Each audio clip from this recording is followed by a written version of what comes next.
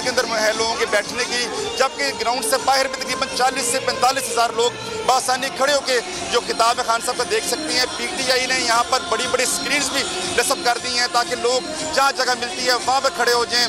और इसके अलावा जो सिक्योरिटी इंतजाम है वो भी बड़े सख्त है। तकरीबन 2,500 से 3,000 के करीब जो सिक्योरिटी एहलकार है पुलिस के, वो फराइसा निजाम दे रहे हैं। 2 SP यहाँ पर सिक्योरिटी के फराइसा निजाम दे रहे हैं। पाकिस्तान तहरीक इंसाफ के जो लीडर्स हैं वो भी वक्त यहाँ पर आ रहे हैं, जायजा ले रहे हैं कि खान साहब के यहाँ पर आमद से कबल तमाम जो इंतजाम हैं यहाँ पर मुकम्मल कर लिए जाए और किसी किस्म का जो इशू है, जो अरेंजमेंट की कमी है वो यहाँ पर ना रह जाए। जी अच्छा वैसे सर ये भी बताइएगा कप्तान का खिताब का क्या वक्त मुतय्यन किया गया है? और अब जैसे कि आपने बताया मुख्तलिफ लीडर्स जो हैं PTI के वो वहाँ पर आके जायजा ले रहे हैं, कौन कौन से लीडर्स हैं जलसेगाह पहुँच चुके हैं?